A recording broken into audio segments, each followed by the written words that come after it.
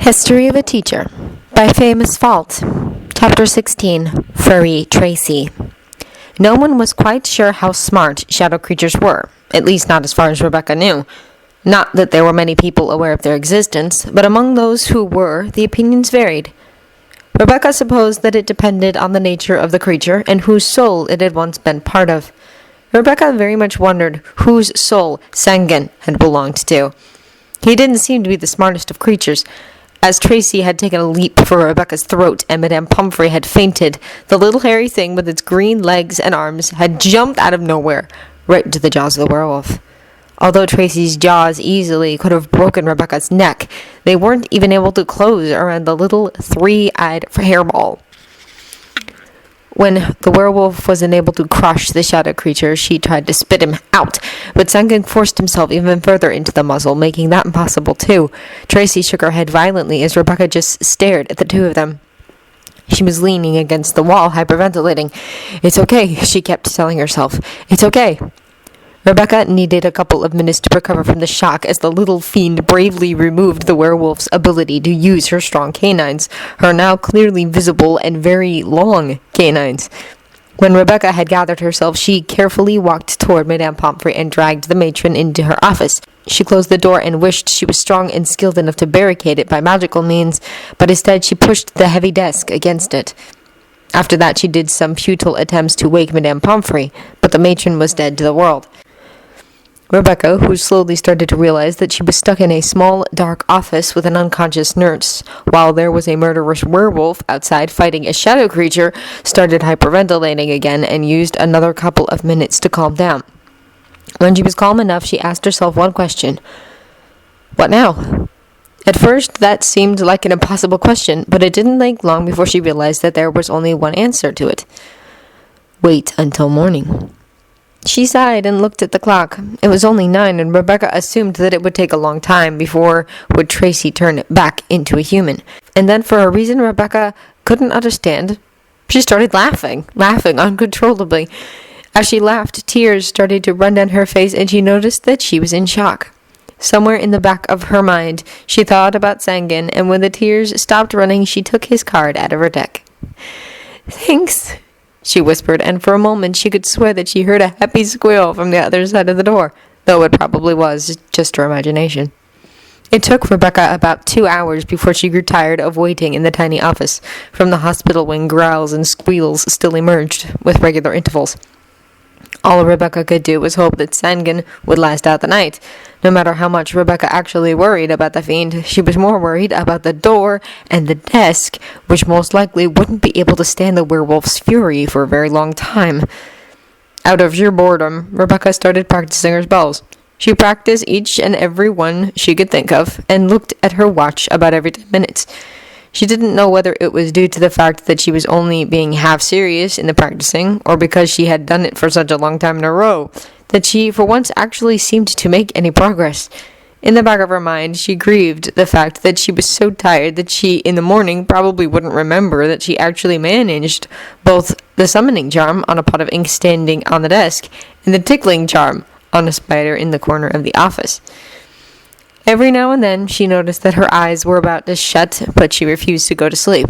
She couldn't know whether Tracy would attack the door next. To keep herself awake in the dead of night, she started to sing at the top of her lungs an extremely annoying song that would turn anyone insane, including Rebecca, which was the perfect way to keep her awake. She checked her watch once again, and it showed 3 in the morning. Great! Then she heard something. It was a kind of banging on the other side of the wall. Rebecca crawled towards it and knocked back carefully, unsure about what had happened. "If you do not stop singing that atrocious song at this inhumane hour, I will slip some fungi phase potion into your morning tea." The first thing that shot Rebecca to mind was that she didn't drink tea. Then her mind gathered itself. The voice from the other side of the wall was undeniable. "Professor Snape?" Rebecca called out. "Is that you?" "Yes." The voice was cold and absolutely uninterested. "Professor Snape, it's Rebecca. Please, I need your help," Rebecca called out, so eager that she stumbled over her words. "I need help. Me and Madame Pomfrey are locked up in our office. It's Tracy. She woke up today and then she just changed. She just changed and attacked us. Madame Pomfrey fainted, but I barricaded us in her office." A flow of curses came from the other side of the wall. "Was any of you bitten?" Rebecca shook her head, but then realized that wouldn't get her far. "No, Tracy missed." She heard a door open and close at the other side of the wall, and Snape was gone, though now she could relax. She wouldn't be spending the night in the small dark office. In about a minute, someone was knocking on the door to the hospital wing. "Hawkins! Hawkins! Hawkins!" Professor McGonagall called out, so that probably the entire first floor could have heard her. "Yes, Professor, I'm here. Be careful," the blonde called out to the Transfiguration teacher. Of course, Rebecca was worried about what would happen to Sangun if the teachers discovered him. The little hairball was, judging by the sound, still trying to choke the werewolf, while the werewolf herself was doing everything she could to get rid of the three-eyed creature with its razor-sharp teeth and claws. But Rebecca also knew that shadow creatures could take care of themselves. Just as she thought the thought, Tracy started to howl, and Rebecca knew that Sangun had taken his leave. It didn't take a second before the werewolf attacked the door that led to Madame Pomfrey's office. Her progress was even faster than Rebecca had feared. "Hurry, please! I barricaded the door, but it won't hold much longer." Within 3 seconds, Rebecca heard the double doors open, and a spell was shouted at the werewolf. "Stupefy!" Rebecca heard Professor Snape shout, and a loud thud as the body of the unconscious werewolf hit the floor. "It's okay now," Professor McGonagall told the door, which Rebecca and the still unconscious Madame Pomfrey were behind. "You can come out." Rebecca pulled the heavy desk away and opened the door. She was met by the sight of a room in utter chaos. Nearly all the beds were on their side. The sheets had been ripped and torn, so were the curtains. One of the windows had broken, and long scratches were visible over the walls, floor, and doors on which Tracy had unleashed her fury. In the middle of all this chaos stood Professor McGonagall and Professor Snape. Professor Dumbledore entered just as Rebecca exited Madame Pomfrey's office. Tracy was lying on her side. She was so still that Rebecca for a moment thought she was dead, but she banished the thought as soon as it appeared. "Will she be okay?" Rebecca asked the professors. "Tracy Davis will be just fine. She's in the mid-stunt and will awake soon after she'll have transformed back. The question is, will you be all right?" Professor McGonagall asked, and looked worried. "I was in shock, but, that was a couple of hours ago. I'll manage with a nightmare or two. It's Madame Pomfrey I'm worried about. She fainted when Tracy transformed and hasn't woken up since." Dumbledore didn't wait for Rebecca to finish her sentence, but hurried past her and levitated Madame Pomfrey out of the room with some quick instructions. "Minerva, Severus, could you clean up here a bit so that the hospital wing will be usable again? I believe it will be best for Miss Davis to remain here for the remainder of the night, as she will not wake up before she transforms back. Minerva, could you please stay with her for the remainder of the night? Severus, could you come and see me as soon as you are done?" "Professor Dumbledore, wait!" Rebecca called out, and tried to ignore the matron who was levitating in midair next to the headmaster. "Can I stay too?" At the rather confused frown from all the teachers, Rebecca sighed and explained further. "Before Tracy was reminded of the full moon, she asked me to stay, since she easily got nightmares when alone. I promised I would, as long as I was allowed, and I don't want to break that promise." "Now why would you promise such a thing?" A rather grim and displeased Snape wondered. "She's not from your house."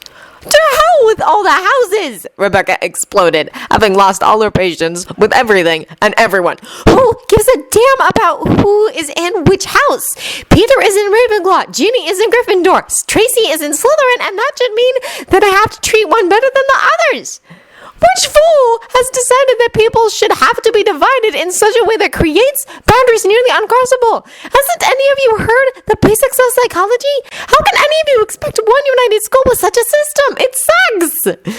It took Rebecca about 3 seconds to realize what she had just said, but refused to take her words back. After all, they had been quite true. 3 pairs of eyes were staring at her as if she had explained that she single-handedly had choked a dragon to death. When no one spoke, Rebecca stared at the ground and silently added, "I will not apologize for speaking my mind, but perhaps for the language." "Your words speak of wisdom, but not of patience," Dumbledore said calmly. "Perhaps we will let you speak at the opening feast next year, instead of the sorting out. Perhaps that will get through it to the students. Feel free to stay here for the remainder of the night with Professor McGonagall, but if you do, I'd advise you not to attend any classes tomorrow." With those words, Dumbledore left, and unfortunately for Rebecca, she didn't know the headmaster well enough to hear the tone of amusement and respect hidden beneath his seemingly uncaring tone. It took Professor McGonagall and Professor Snape about 5 minutes to fix the entire room. Rebecca just lifted the werewolf and put her on one of the beds that Professor McGonagall had repaired and pulled the sheets over the unmoving form. Then she sat down in the red chair next to the Slytherin, put her chin on the mattress, and studied the face of the wolf. McGonagall took a chair from across the room and put it down next to Rebecca. The two females sat next to each other in utter silence. It wasn't a comfortable silence, but Rebecca didn't feel like breaking it. It took slightly longer than Rebecca had expected, but eventually Professor McGonagall broke the silence. How come you were able to get into the office before Tracy attacked? Most people do not get through a situation like the one you were in without being bitten. She warned me, Professor, just before she transformed. She told me to get Professor Snape, but I didn't react fast enough, so the only possibility I had was Madame Pomfrey's office. I didn't even know werewolves existed until this all happened. You didn't know? It's common knowledge in the wizarding world, and there is taught about them in school. McGonagall was quiet in about a minute before she added, Then again, you are just new here. It's so easy to forget that. Is it? Rebecca wondered, disturbed. Professor McGonagall nodded, without looking at Rebecca. You melted into the school. Surely the students talked and gossiped about you, and I must admit, so did the teachers. But you managed to become a part of the school so fast that it feels as if you've been here ever since the first year. I like to stay anonymous, Rebecca said, and frowned. Everyone is allowed to see me, as long as they don't know me. With Yugi around, it isn't always equally easy, no matter where you go. But it's still a skill I've got. And then there is Hogwarts. Hogwarts isn't my home. It's not my element. I do not belong here. I just can't get it right. It is as if someone decided that I was supposed to be here despite my obvious lack of talent for magic. Professor McGonagall didn't really know what to say. She wasn't used to such open answers from her students. They, much like the castle itself, did their very best to keep their secrets from as many people as possible, especially teachers. It had rarely happened to Professor McGonagall that a student admitted that he or she didn't like it at Hogwarts, that they felt misplaced. Hogwarts is home to anyone who needs it, Professor McGonagall said, thinking about the words the headmaster used to speak. Rebecca was thinking about them too. Dumbledore had spoken them when they first met. Help will be offered at all of those who ask for it at Hogwarts. That's the problem. It isn't like I didn't have a home. I never wanted to come, so why was I asked to? I mean, why now? Why so late? I built my life around the opposite of magic, and now all that comes crumbling down. I feel misplaced. Can you tell me, Professor, why now, after all this time? Professor McGonagall frowned deeply. The Ministry usually automatically detects children with a magical gift, but in rare cases the gift they have is underdeveloped, and they won't be detected. During the time their magic is passive, it grows unusually strong, and eventually they are detected when it surfaces. These witches and wizards tend to be abnormally gifted and powerful. But I am not. The only thing I don't screw up is potions, Rebecca said calmly, and stood up. She started to pace back and forth in the hospital wing slowly. I might have chosen my words wrong. It's not like I dislike it here. I am actually making friends, and I must say that it is all very fascinating. But it's just that feeling telling me that I do not belong here. Professor McGonagall's expression could only mean one thing. Pity. The normally stern-looking teacher opened her mouth to say something, changed her mind, and said something different. How much of you is speaking out of tiredness? Entire me. I'd appreciate it if you could forget everything I've just told you, Rebecca said, and grinned a bit. Now, what did you really want to ask? McGonagall was taken aback by Rebecca's bluntness, but spoke the question she had originally wanted to ask. Yukimoto, he's a friend of yours, isn't he? What's the story behind it? None of the teachers have dared to ask after what happened with Umbridge. Professor McGonagall didn't miss the dark look that momentarily appeared on Rebecca's face when Umbridge was mentioned. It disappeared soon, though. A little amused smile appeared instead. I do not understand why people make such a great deal out of it. I was 8, and Yugi was in high school. We met out on the street. I accused his grandfather for stealth. I was wrong, though. I learned a valuable lesson and gained a friend. There is no more to it. Oh, McGonagall said, and Rebecca laughed out loud at the disappointment in McGonagall's voice. Then what about Umbridge? What happened? Tracy chose that exact moment to transform back into human form and wake. What happened? She groaned, and then her eyes flew up. No! She sat up and was just in time to grab the sheets when she realized that she wasn't wearing any gloves. Her eyes fell upon Rebecca, and fear was visible over her face. Why are you still here? You didn't... Did I? McGonagall pushed the Slytherin gently back down and said with a soothing voice, The only damage done was to this room, and that was easily mended. Tracy started to breathe a little slower at those words, but still had fear in her eyes. Why are you still here? She snapped at Rebecca. To scold me? Why would I do that? I stayed because you wanted me to, Rebecca said before McGonagall could protest. No one keeps such a promise, Tracy said, and Rebecca now saw tears running down her cheeks. I do, Rebecca said, offended. But still... Tracy didn't finish her sentence and closed her eyes, shaking with silent sobs. Miss Davis, I'm not sure that Rebecca understands why you were so afraid, Professor McGonagall said quietly. See, until before tonight, she did not know about werewolves, even less about the common opinion on them. Tracy snapped up again, grabbing the sheets, only to be pushed down once again by Professor McGonagall. Lay still! You need to rest! Don't you know? Tracy asked, incredulous, and looked at Rebecca. No, what? Rebecca wondered. Tracy just closed her eyes and gave a harsh laugh, so McGonagall took the liberty to tell Rebecca. Werewolves are scolded by society. They have had a hard time getting a job, and hadn't it been for Dumbledore, werewolves wouldn't have been allowed to attend this school. Many people have prejudice against werewolves, and thus we leave it to the student suffering from lycanthropy in question to tell the people they want to know, him or herself. The only ones who know from the start are Professor Dumbledore as headmaster, me as deputy headmistress, and Professor Snape, since he makes the wolfsbane potion, and the head of the house, in this case Professor Snape. Would a student that had grown up with a prejudice against werewolves common in the wizarding world have gone through the same thing as you just have, then the odds would be that the entire school would know by morning, and then we'd soon have parents craving Miss Davis to be suspended from the school. Seriously? Rebecca asked, not aware of the horrified expression on her face. Tracy nodded lightly. Mum told me not to tell anyone. She said that people who would appear to be trustworthy most likely would expose me to the entire school. I did as she advised and took distance from everyone, afraid that someone would notice what I was if I didn't. I won't tell us all, Rebecca said, and placed a hand upon her cards, making it the most holy of vows, even though Tracy wouldn't understand the importance of swearing on one's deck.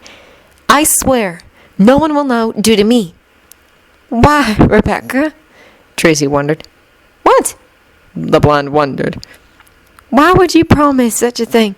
I mean, what am I to you? I'm not even in the same house. Rebecca's eyes narrowed in a dangerous glare. Do I have to start yelling at you too? I already yelled at Professor Snape because of this very same question. Don't have me start again. And if you have to know, to me you are a person very scared of something that won't happen whose company I quite enjoyed. Gah! Wizards, witches, and anything alike. Impossible! The Slytherin and the teacher were staring at Rebecca, who blushed faintly. Relieved some frustration? Tracy wondered and smiled. Rebecca blushed harder, but nodded. Thank you, Tracy just said, then turned towards Professor McGonagall. What time is it? Time for me to go attend my first class. Hawkins, I suggest you take the day off. I'll tell Professor Flitwick. You two can talk some more, but Hawkins, catch some sleep. You look horrible. Rebecca gaped at the teacher, but did not comment the rather insensitive statement. Madame Pomfrey is over there, Professor McGonagall just went on, though I do not think she'll be of much help if something happens. The grey-haired teacher pointed towards the office in which Rebecca had spent the night hiding. She had no idea how Madame Pomfrey had ended up there without her noticing, but she decided not to think too much about it. McGonagall strode out of the room silently and closed the doors behind her. The echoing sound that followed their closure made the pressing silence a tad too obvious. Rebecca chose to break it. Tell me more, she demanded, and sat down on a chair next to the bed. About what? Tracy wondered, confused. About you, silly! This entire werewolf thing is all new and intriguing to me. I could go to the library to look it all up, but who better to inform me than a werewolf herself? Rebecca smiled saint-like and batted her eyes. Tracy laughed at that. You really know how to make someone feel better. But anyway, since you're right, what do you want to know? How long have you been like this? Rebecca asked, her curiosity showing on her face. Tracy laughed again. Of all the questions, that is the first thing you'd ask? Then Tracy's smile disappeared. Since the summer between my 3rd and 4th year, Mom had hired a werewolf to work for her in a shop she owns. She's from Bulgaria and owns a muggle shop there. Mom didn't know that he was a werewolf, and she fired him because he stole from her. Only a couple weeks later, a different werewolf called Fenrir Greyback attacked me. The werewolf Mom fired was a friend of Greyback, and Greyback avenged his friend's job. He thought that Mom had fired his friend because he was a werewolf. But that's no excuse. Ever since then, I'm a werewolf. Rebecca just gawked at the raven-haired girl. For a tenth of a second, Tracy reminded Rebecca a bit of Mokuba, but she shook that thought out of her and equally fast. Really? Tracy nodded. Yes, he injured me badly. I thought I was going to die. I made my way home crawling that night. Dad was horrified, but since he's a paramedic, he instantly saw that my injuries weren't lethal. He told my mom that I would be fine, but she was hysterical and kept repeating that I wouldn't be. Mom never gets hysterical, so when she wouldn't calm down, Dad understood that something very bad had happened, something that he didn't understand. He called a witch that lived in the same city. She wasn't a friend exactly, but the only witch Dad knew who lived close by. As soon as he had told her half the story, she was knocking on the door. Oh dear, she told Dad. We must get her to St. Mungo's Hospital for magical maladies and injuries immediately. Dad was surprised, but he knew better but to protest. We traveled by flu powder. It was there they informed Dad that I had become a werewolf. He took it quite well. I don't know how long it took before it sank in. Even the witch that had helped him, Galeria, reacted stronger than him. Tracy sighed, and Rebecca saw tears dripping down her face. I stayed there for 4 days. Then we went home. It was Dad who informed me. Only the previous school year, Professor Snape had taught us about werewolves. Certainly, I knew that there was prejudice against them, but ever since that day, Gilera Free Speech refuses to talk to any of us, and she avoids me as much as she can. I was shocked, but Gilera's reaction warned me about what could happen at school. Mom informed Professor Dumbledore by Owl, and he paid us a visit only a week later. He told Mom and Dad that they needn't worry, and that werewolves had been allowed in Hogwarts before. He gave them Wolfsbane potion that easily lasted throughout the summer. He also gave me some this summer. They informed Professor Snape, and ever since, he's been the one making that potion for me. Rebecca just stared. 2 years ago, we had a werewolf as a teacher. I wish he had stayed on one more year. I'd have liked to talk to him. Professor Lupin was his name. He taught defense against the dark arts, but was exposed, and parents demanded that he'd quit. So he did. It's stupid. He was the best teacher we've ever had. Wow, Rebecca said, her mind still processing all the information. Just to confirm for me that it is all true. Just say it. It's all true, Tracy said with a smile and laughed at Rebecca's facial expression. Am I the only student on this school aware of your condition? Rebecca wondered, curious. Tracy nodded. Mom told me to keep it quiet. I believe it was a wise decision of me to follow that advice. How does it work? Rebecca wondered, intrigued, and listened, captivated to Tracy's explanation. When she was done, Rebecca shook her head and placed a hand on her forehead. By everything ever considered holy, and what kind of world did I fall into? She said it with such a theatrical, depressed tone, but cracked a smile as soon as she had spoken the words. Tracy laughed again. Oh, thank you. I believe I've been lucky. The Slytherin looked at Rebecca with a slight odd expression. I've never met anyone like you before, she stated, and the smile disappeared. What about Dean? Rebecca interrupted to Tracy, feeling that she didn't want Tracy to finish that sentence. I hope that you were aware of the fact that he called himself your boyfriend in the presence of your parents. He did what? Tracy shut up again, and Rebecca pushed her back down. Lay still! You are still injured, and not dressed, by the way. Where did your clothes disappear to? I probably ripped them to shreds while transforming. Could you fetch me some? Tracy asked, hopeful. Are you asking me to go down to the dungeons? Rebecca asked, skeptical. You know they will not allow me in there, do you? But you can lend some of mine. I might not fit, but you could try. Yes, thanks, Tracy said with a smile. Rebecca stood up and called a quick, I'll be back, over her shoulder as she hastily made her way through the corridors. She sprinted up the Ravenclaw Tower, glad that it was deserted, and back to the hospital wing, meeting only Peeves, who quickly got out of her way. Rebecca wondered why Peeves was so afraid of her, but she had the vague idea that Yugi knew, and that there was a reason for why he hadn't told her.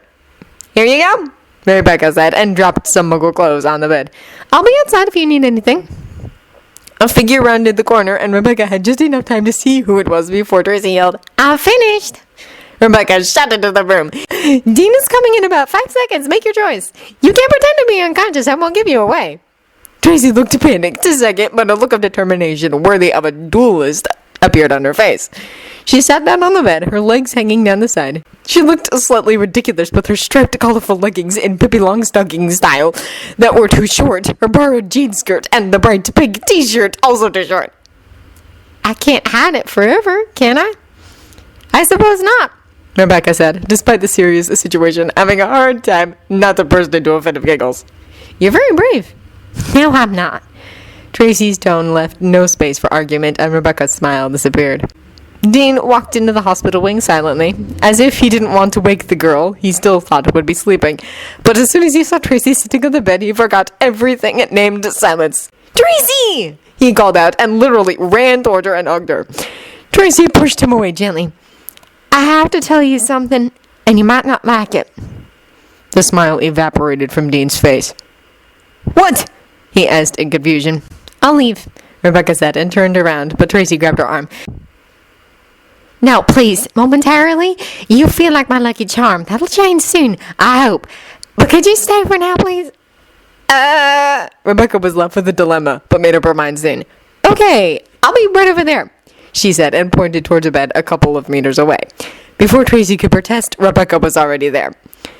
Without even doing an effort, Rebecca could tell what was being said, and she really wanted to know. Thus, she listened.